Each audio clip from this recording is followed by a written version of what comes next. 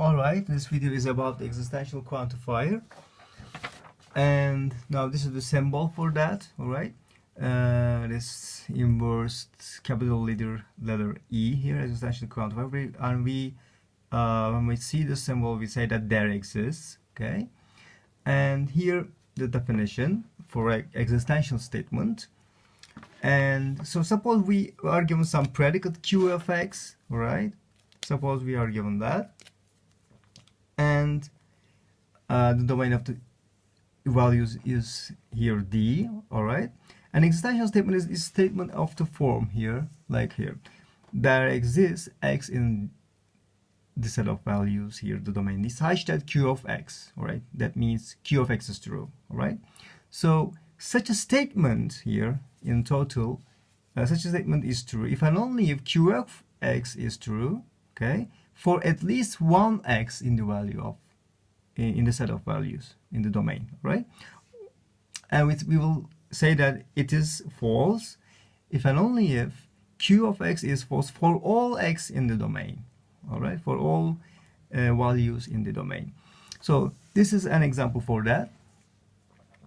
Suppose P of x is now given to you, right? Something like this: x to the cube minus 3x squared plus 7x equals to 5 here, and the domain is chosen to be integers.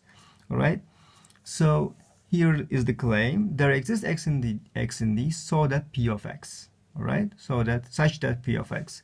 So this statement turns out to be true because if you choose x to be 1, which is in the domain as an integer, okay, P of 1 satisfying this equality, that makes P of 1 true, and that's all. So we are done with this statement to be true here.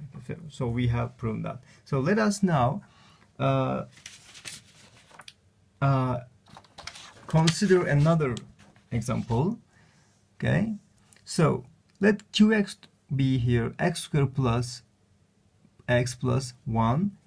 This is smaller, less or equal to 0. Okay, so this is less or equal to 0. So the domain is chosen to be reals. Okay, and here is the statement: there exists a value x in the domain so that Qx. All right, such that Q of x. So this is false, which we know that for any x in the reals, this is always greater than 0. This is because the discriminant of the second degree polynomial is negative and the coefficient of x squared is positive, so it will always be positive here.